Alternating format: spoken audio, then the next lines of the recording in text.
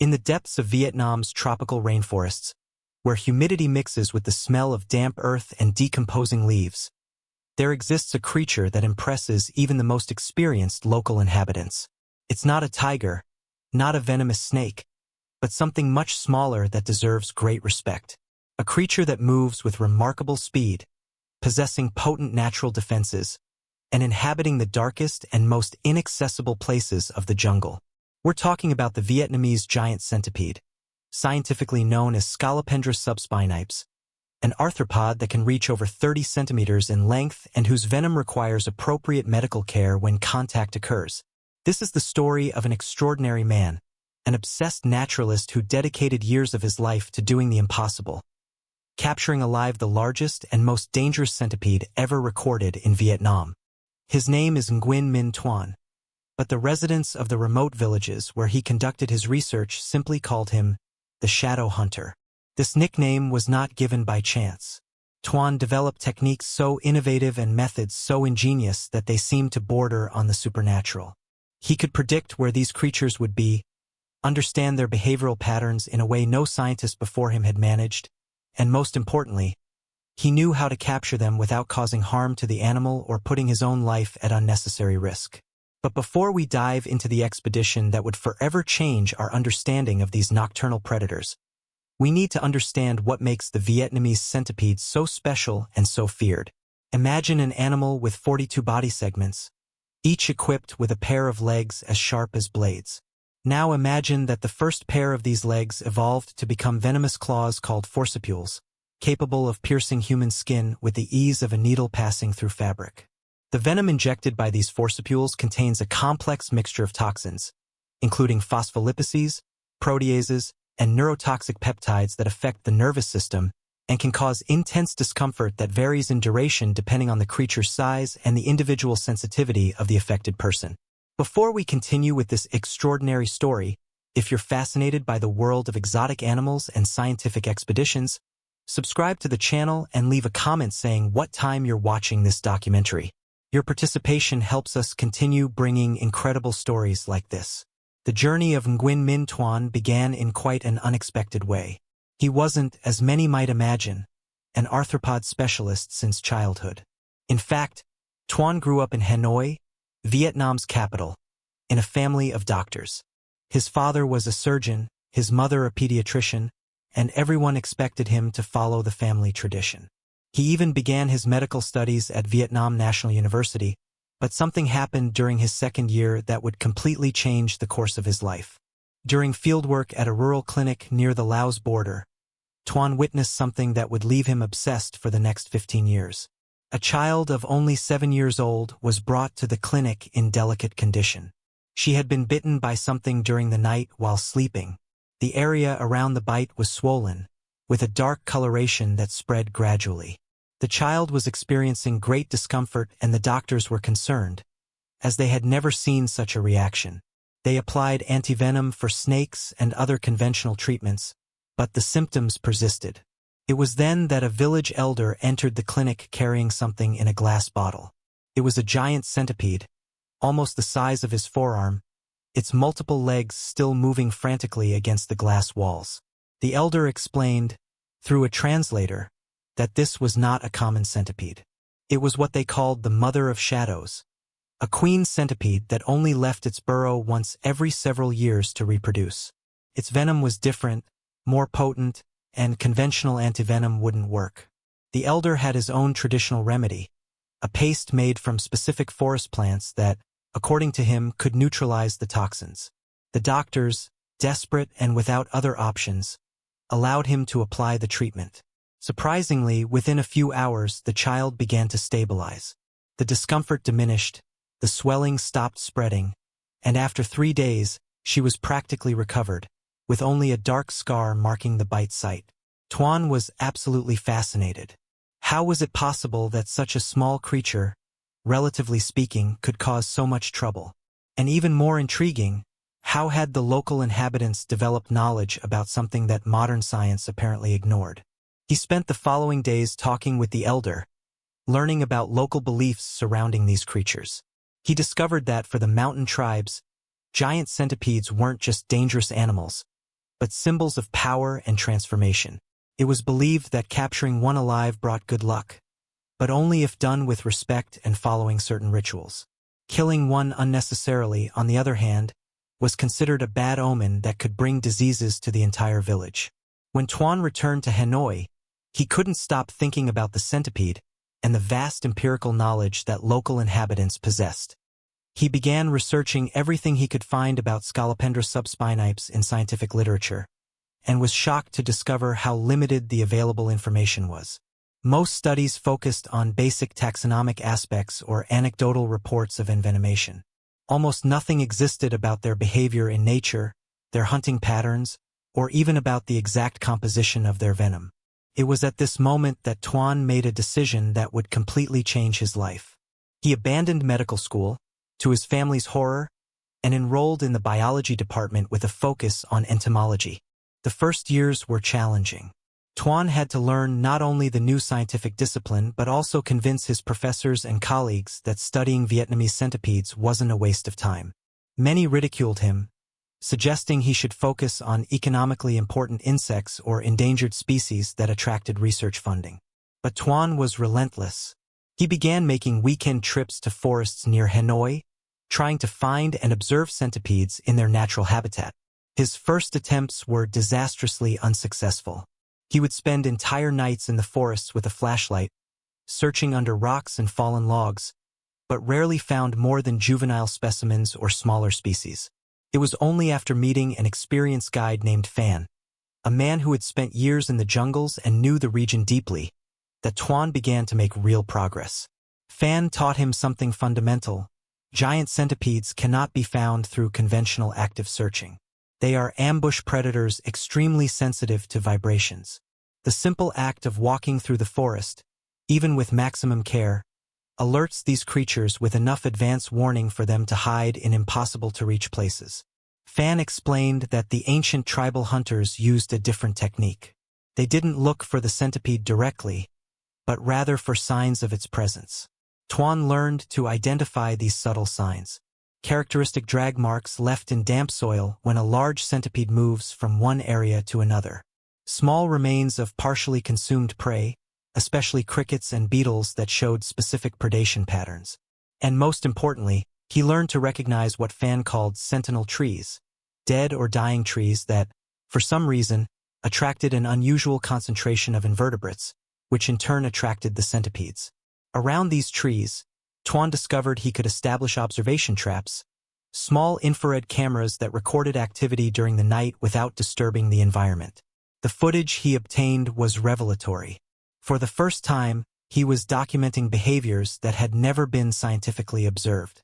He saw giant centipedes hunting in pairs, a cooperative strategy no one knew existed. He filmed a particularly large centipede, which he estimated to be over 35 centimeters, defeating and consuming a young snake, something considered extremely rare. But the most extraordinary footage came on a full moon night in April.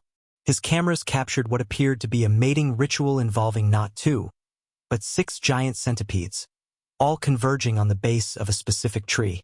The behavior exhibited was so complex, involving synchronized movements and what appeared to be chemical communication through pheromones, that Tuan knew he had discovered something truly special. He took his footage to his professors, and this time they paid attention. What Tuan had documented had implications that went far beyond mere academic interest. If these centipedes exhibited complex social behavior, this suggested a level of intelligence much higher than was believed possible in arthropods. More importantly, understanding their hunting strategies and movement patterns could have practical applications in areas such as bio-inspired robotics and development of new pharmaceutical compounds based on their venoms. Tuan finally received his first research funding, modest but sufficient to conduct a proper field study. With the available resources, Tuan assembled his first real expedition to the heart of the Vietnamese forest. He chose a particularly remote area in Cao Bang province, near the Chinese border, where reports of encounters with giant centipedes were most frequent and where, according to local elders, lived the legendary Mother of Shadows, the same species that had envenomed the child years before.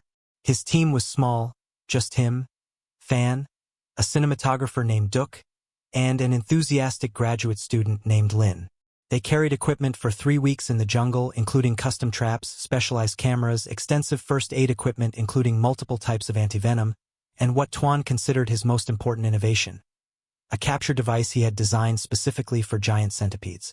The device was ingenious in its simplicity. It consisted of a transparent acrylic cylinder with ends that could be quickly sealed through a spring mechanism. The key to the invention was the attraction system. Tuan had discovered, through careful experimentation, that giant centipedes were attracted not only by the heat and vibration of potential prey but also by specific ultra-low frequency sounds below the threshold of human hearing. He developed an emitter that reproduced these frequencies, effectively calling the centipedes to the trap. Once inside the cylinder, sensors detected the creature's presence and triggered the closing lids, capturing the animal without any direct physical contact. The team established base camp in a clearing near a rocky outcrop that, according to Fan, was a known location of centipede activity. The first nights were frustrating. Their traps captured all kinds of nocturnal creatures, from small rodents to snakes and lizards, but no giant centipede. Tuan began to wonder if his theories were wrong, if perhaps the behavioral patterns he had observed near Hanoi didn't apply to this different region. But Fan counseled patience. He explained that large predators, even invertebrates, have their own territories and schedules. They wouldn't appear simply because humans were waiting for them. On the 5th night, something changed. The weather had been dry, but that afternoon, a massive tropical storm swept through the region. Rain fell in curtains so dense it was impossible to see more than 2 meters ahead. The camp was flooded, and the team spent desperate hours trying to protect their equipment and keep the tent standing against winds that threatened to tear it from the ground. When the storm finally passed, it was already night, and everyone was too exhausted to do much beyond preparing a quick meal and checking if the equipment still worked. Tuan was about to give up on setting the traps that night when Fan stopped him with a gesture. "Listen," Fan whispered. Tuan then heard what had alerted his guide. The forest was strangely silent. Not the normal silence of night, but something different, heavier. The crickets that normally created a deafening symphony were mute. Even the frogs, which became especially vocal after rain, were quiet. Fan explained this meant only one thing. A large predator was active. And in the Vietnamese forest at night, after a storm that had flooded burrows and underground hideouts, the most likely predators to be moving were exactly what they were looking for. With renewed energy, the team quickly installed their traps, positioning them strategically around the camp and along animal trails that Fan had identified. Tuan activated the ultrasonic emitters, adjusting the frequencies to what his research suggested would be most attractive to large adult centipedes. Then they waited, each team member positioned with an infrared camera, watching a specific area through monitors installed in the main tent. The tension was palpable. Lin, the student, was so nervous that his hands trembled, making the camera he held visibly vibrate. The first hour passed without incident.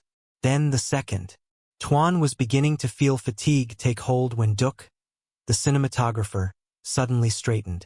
"Movement," he whispered, pointing at his monitor. On the ghostly green screen of infrared vision, something was approaching trap number 3, positioned near the base of a large fig tree. At first, it was difficult to distinguish exactly what it was. It looked like a shadow flowing over the forest floor, moving with a liquid grace that was simultaneously hypnotic and unsettling. Then, when it came closer to the camera, it became clear what they were seeing, and Tuan felt his heart accelerate. It was a centipede, but of a size that made even Fan, who had seen many of these creatures, let out a muffled exclamation of surprise. It had to be at least 40 centimeters long, possibly more, with a body that seemed as thick as a man's thumb. Its coloration was a deep red-orange that seemed almost to glow in the infrared image, and its multiple legs moved in perfectly coordinated waves, propelling it across the ground at surprising speed. But what really caught Tuan's attention were its antennae. Long and constantly moving, they swept the air and ground ahead, processing chemical and tactile information with an efficiency that rivaled the best modern sensors. The centipede stopped about half a meter from the trap. Its antennae moved frantically, clearly detecting the ultrasonic emitter, but also, Tuan realized with growing apprehension, possibly detecting the trap itself. For a long moment that seemed to stretch for hours, the creature remained completely motionless, only its antennae betraying any sign of life. Tuan barely dared to breathe. If the centipede decided the situation was a threat, it would disappear into the forest and never return to this area. He had seen this happen in his previous attempts. These creatures weren't just large and venomous. They were also surprisingly intelligent, capable of learning and avoiding traps. Then, as if it had made a decision, the centipede began to move again, this time directly toward the trap. It circled the entrance of the acrylic cylinder, its front legs touching the edges, testing. Tuan could imagine what was going through the primitive but efficient mind of the creature. The emitter was inside the cylinder, simulating the presence of prey. But the path to it passed through an artificial structure that the centipede clearly recognized as unnatural. It was a gamble, and for a moment, it seemed that caution would win over curiosity and hunger. But then, in a movement so fast it was almost a blur even in slow-motion recording, the centipede shot into the trap. The sensors reacted instantly. The lids at the ends of the cylinder closed with a soft but definitive click, and suddenly, they had captured what was possibly the largest specimen of Scolopendra subspinipes ever obtained alive. Inside the cylinder, the centipede reacted as expected. It launched itself against the acrylic walls, its venomous forcipules repeatedly attacking the transparent surface, leaving small scratch marks but unable to penetrate the material.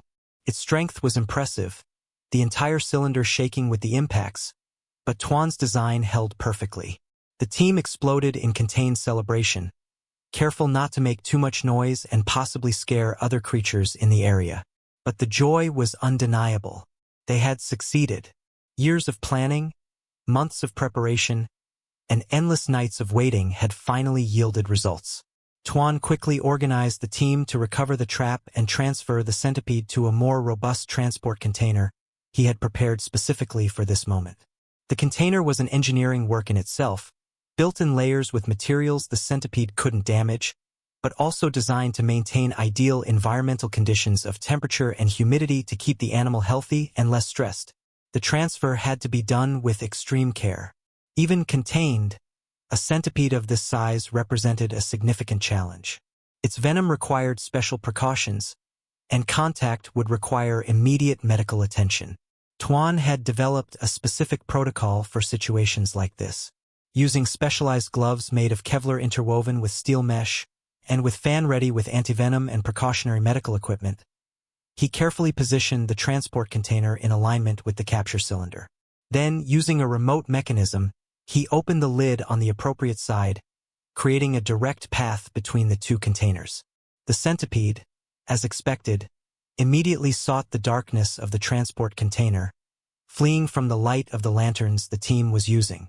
Within seconds, it had moved completely into the new container, and Tuan sealed the opening. They now had a live, healthy specimen incredibly valuable for scientific study. But Tuan knew that capturing the centipede was only the first step. The real challenge would be studying it properly and, eventually, when the research was complete, returning it to nature in a way that maximized its chances of survival and reproduction. In the following weeks at the camp, Tuan conducted the most intensive research of his career.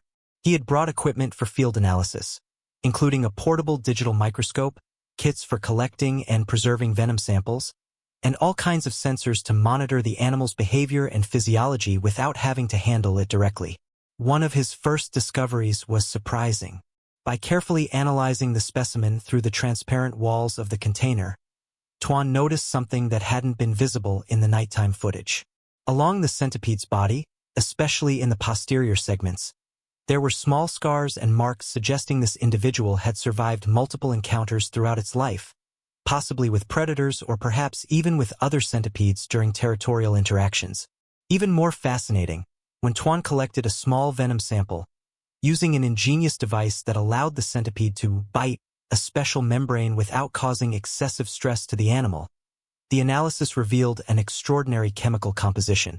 The venom contained not only the expected toxins but also completely new compounds that hadn't been documented in any other centipede species. One of these compounds, which Tuan provisionally called Scolopendron V, seemed to have unique properties that could have potential medical applications, particularly in treating certain neurological conditions. This alone justified the entire expedition, but Tuan was more interested in something different. He wanted to understand how this creature thought, to the degree that an arthropod can be said to think. For this, he designed a series of behavioral experiments. Using the specially designed container, he created small mazes and challenges, observing how the centipede reacted to different situations. What he discovered was remarkable. The centipede demonstrated rapid learning ability, memorizing the maze layout after only 2 attempts. It also exhibited what appeared to be problem-solving behavior, using its front legs to test barriers before attempting to climb or circumvent them.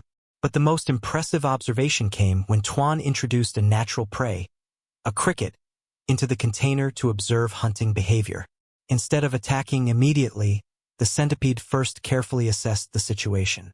It moved slowly around the perimeter, its antennae constantly in motion, mapping not only the cricket's location but apparently also calculating escape routes and planning its attack. When it finally moved, it was with remarkable precision. It strategically cut off the cricket's escape path and captured it quickly, demonstrating the efficiency of a highly specialized predator. Tuan observed fascinated as the centipede consumed its prey. Unlike many predators, the centipede demonstrated having a specific and methodical technique.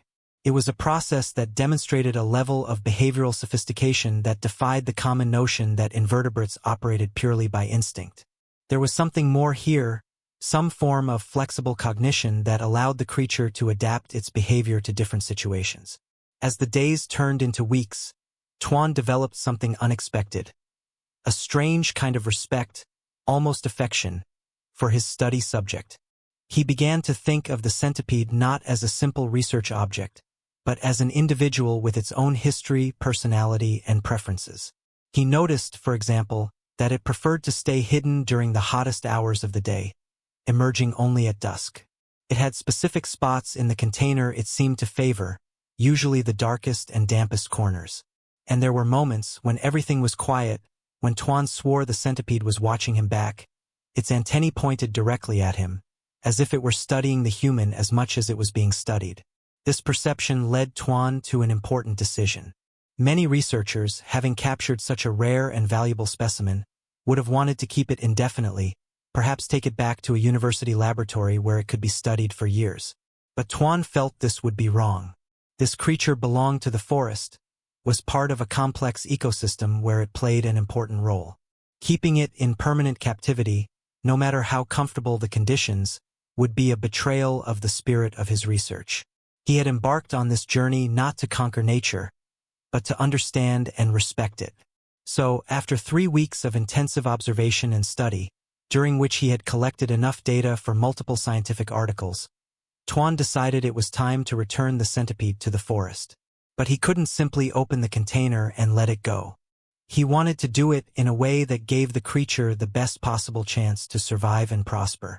Consulting with Fan and the elders of the nearest village, who had come to visit the camp upon hearing about the capture, Tuan chose a specific location for the release. It was an area deep in the forest, far from human trails, where a series of rock formations created numerous ideal hideouts for a large centipede. The area was also rich in potential prey, insects, small reptiles, and other invertebrates that would constitute an adequate diet. Most importantly, it was near where the centipede had been originally captured, increasing the chances that it would be familiar with the territory. The release ritual was performed at dusk, at the time when the centipede would naturally be most active. Tuan, accompanied by his entire team and several local residents, carefully carried the container to the chosen location. There was a moment of hesitation before the release. Tuan looked at the container, at the remarkable creature inside it, and felt a complex mixture of emotions. Pride in what he had accomplished, sadness at having to say goodbye to such a fascinating study subject, but also a deep satisfaction knowing he was doing the right thing. He positioned the container near a crevice between 2 rocks, a spot that seemed perfect as a burrow.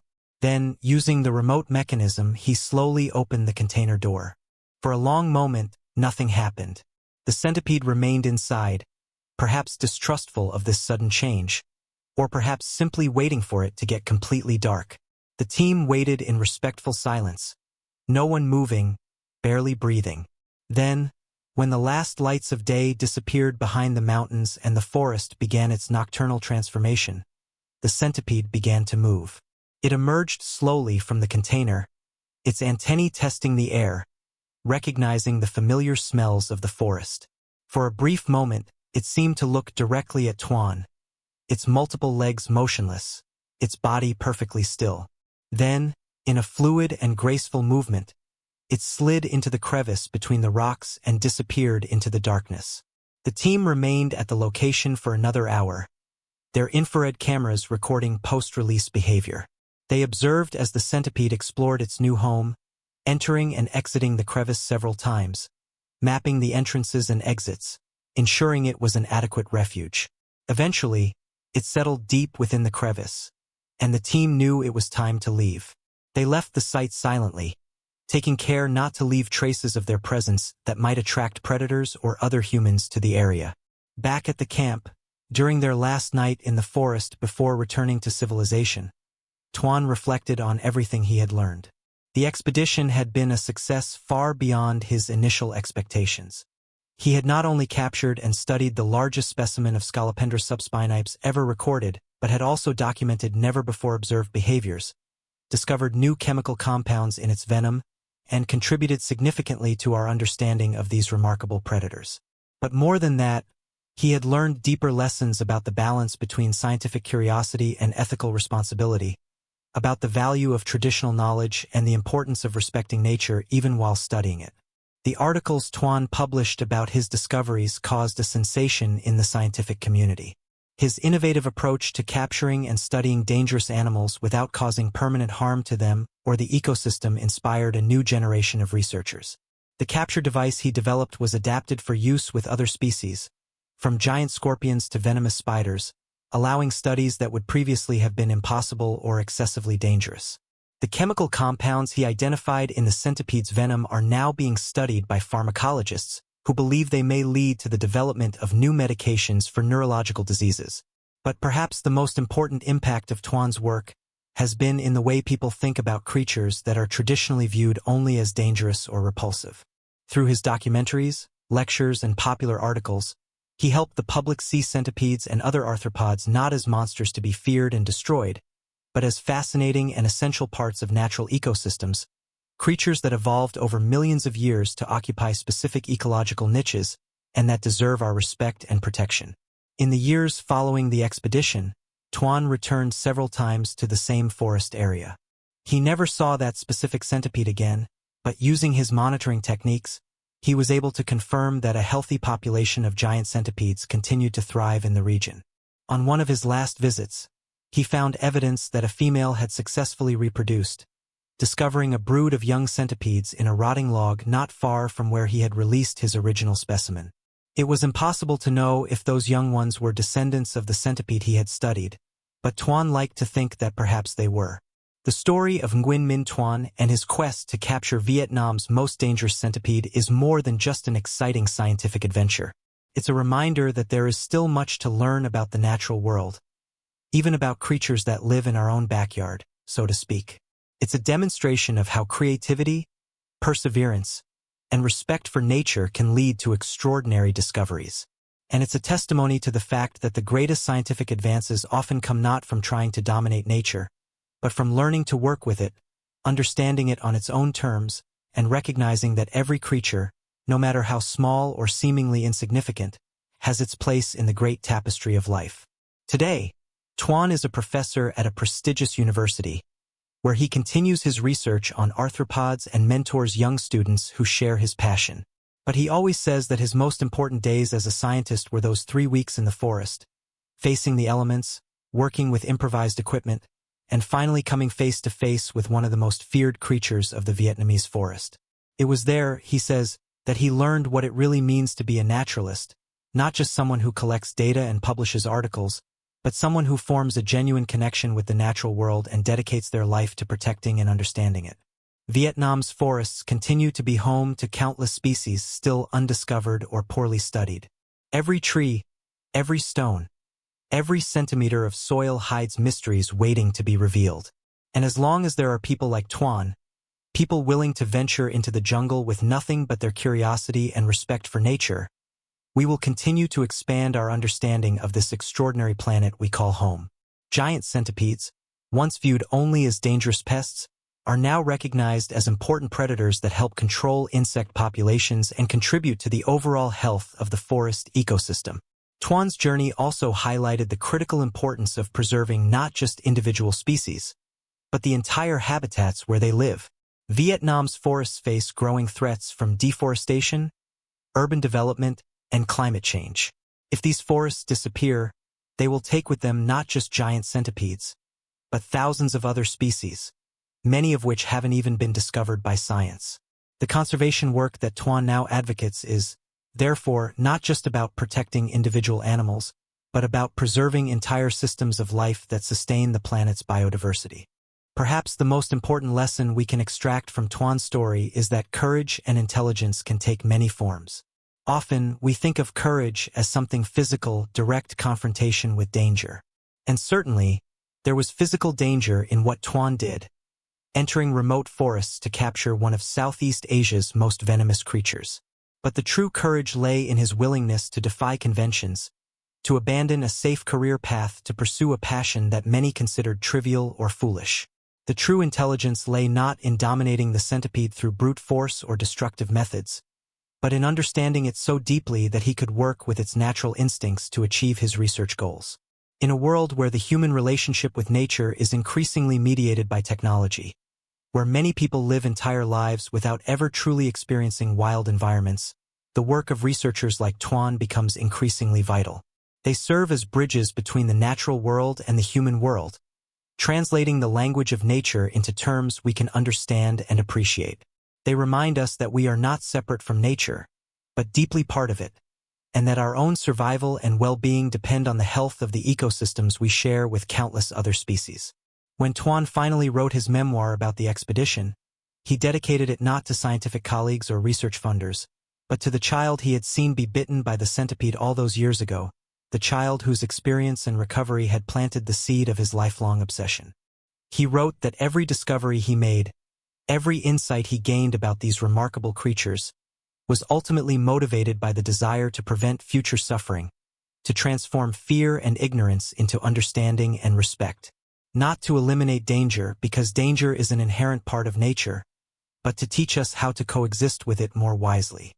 The giant centipede that Tuan studied is probably still alive somewhere in those remote forests, or perhaps has already completed its life cycle and returned to the elements, giving way to a new generation. Either way, the legacy of those days of intensive study continues.